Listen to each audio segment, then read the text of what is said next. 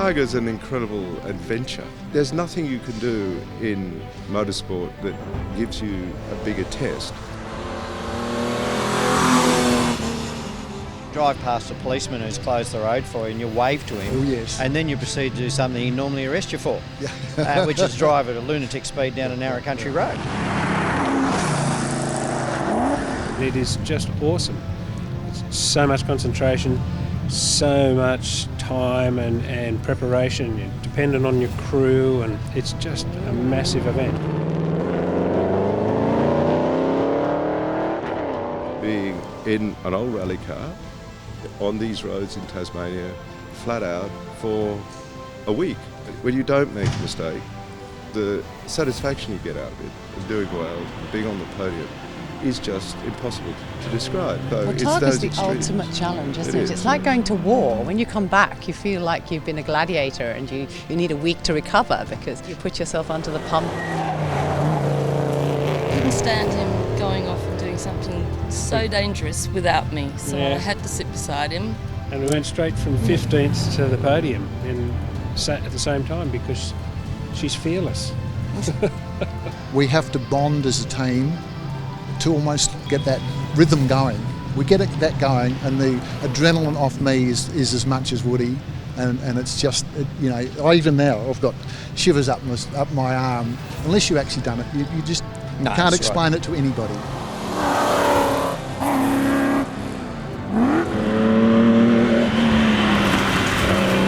This is our 14th Targa Tasmania. I think it's our 36th tarmac rally. It is the last He's been one. saying that for the last 10 years. That's of true, course. but each year you get older, and I'm 75 on the very first day of the event. I feel that it's time to stop. Although we work hard to keep fit, we run, we bike, then goes to the gym, the concentration required and the processing of the notes does get harder as you get older. Stuff inside your head isn't working quite as well. We didn't come last year, but we wanted desperately to come this year because the 25th, and a lot of classic cars and friends have come too, that have come out of the woodwork that haven't done it before because it is such a special celebration. It's been a long time since the field was this big. And it's such great. a privilege to be able to race on these closed roads, and it's such a privilege just to appreciate it so much. It's a sort of AFL grand final of racing in Australia.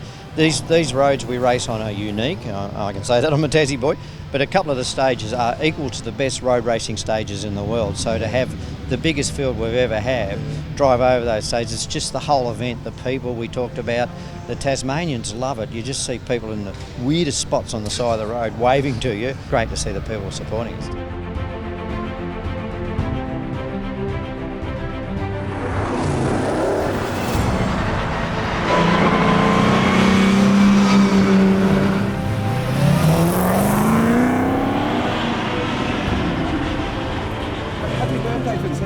Happy birthday, mate, and you're most welcome. And we'd like to present you with a song. And it's Happy birthday to you. Happy birthday to you. Happy birthday, dear Rory. Happy birthday to you. Hooray! Hooray! Hooray! Thank you so much. good on you, Paul. Because I can tell you, if you didn't enjoy today, you should take up another sport. There's a couple of spectacular stages. Sideling's famous. Unfortunately, it was dry, so it was gangs of fun. It was the second last stage that I thought was, we were really getting it together, and there was like we're just so intense. And all I got through the mic was a little where we were just right on the limit, 100%. It's the other half of the family. These guys are working hard and polishing and cleaning, and they're all foolishly volunteers, and we couldn't do it without them because you've got to have faith in your machinery, and these guys relieve us of the workload of doing that. I'm standing here talking to you. In the old days I'll be under the car, so it's less stressful for me.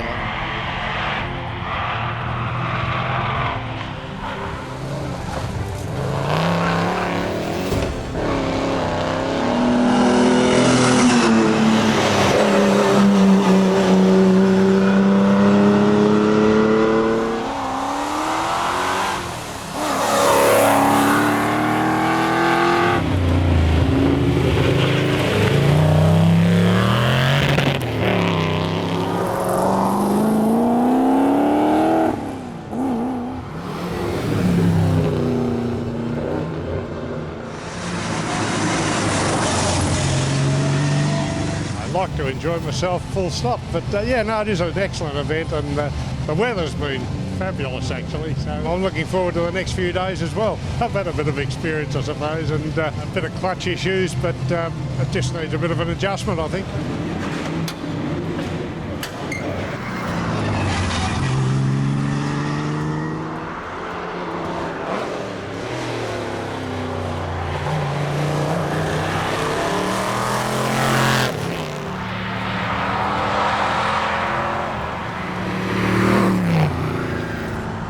We think it's got a cracked head or a cracked block. So we left Park Fermo this morning, and 3 k's down the road it started popping and banging, and so we turned off to Wynyard and raced into a service station. He didn't have any stuff, and one of the crew was still in Burnie, and he bought some Chemi-Weld and raced up, and we threw it in, and we just beat the Sweet Co into the first stage. We took the filter out and at the end of that stage and just beat him into the second stage. And then this afternoon we said, well, it's either going to work or it's not going to work, so we just probably went back to pretty normal times this afternoon. We'll just push on. If we get through Arrowsmith and get to Derwent Bridge, then that'll be a really big step forward. So all in all, press on.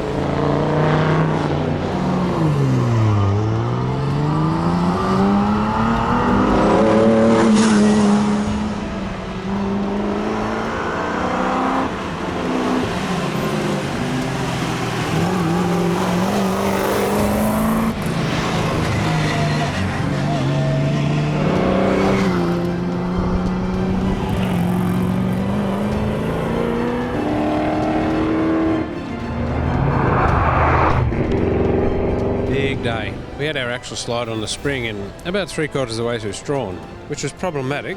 We slowed down and drove safely to the end of Strawn, which was not too bad, didn't cost us too much time. We were still in the lead at the end of Strawn. Unfortunately, our crew was between Queenstown and Arrowsmith, so we fixed it, put a new pin in, car's fine. Water, not a problem. The Chemi-Welds worked. So we took off to the start of Arrowsmith, and the Porsche tours pulled in, so we couldn't get to the start in front of the 999. We've done Arrowsmith and then Tarraleah and then Ellendale as a tour. So we're now just in the hands of the officials.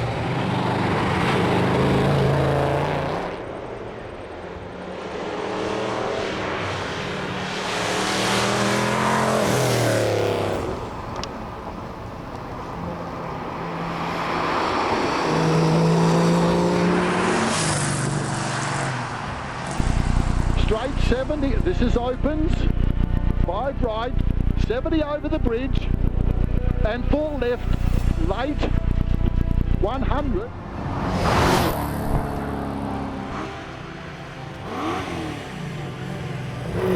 We have got a smile on our face, and a few people didn't today. It was quite wet and slippery in the last couple of stages, and a few cars crashed when they were trying a bit hard in the slippery bit. So we're here, the car's not marked, and we're finished, so we're fantastic. We worked hard, and that combination went really, really well. And like I said before, it was the AFL Grand Final, and we did a really good final quarter. I think I'm actually up for a platinum trophy, which is 6 in a row without doing anything stupid. The guy in the land that's in front of us here, we caught him in the last stage. We didn't pass him, and he got out and he said, "Gee, that car handles." And I go, "No, it doesn't. You just have to be brave." I am proud. Oh yes, amazing. I mean, to finish, on these very rough Huonville stages, we were scared we might not, because the pace we were going was much faster than we've ever done before. Yeah, so that's right, yes. Isn't it? I feel proud, but also fulfilled. Actually, I feel we've got a lot more out of the car because of Ron Harrop's involvement. He hasn't done huge things, but he's done lots of little bits, and the car is really now absolutely fantastic. But I also feel the confidence that's given Lynn and I means we've got more out of ourselves, actually. It would have been great to have this car 10 years ago, but we didn't. So I don't want to go on until we end up, in a tree. You really committed on the corners this time because you were confident with the car, which made a difference. Exciting overtaking 7 cars in Arrowsmith, though, and then losing the notes in last pit, but still, it's a lot of concentration when you overtake. But that was pretty good because that's one of our favourite iconic stages.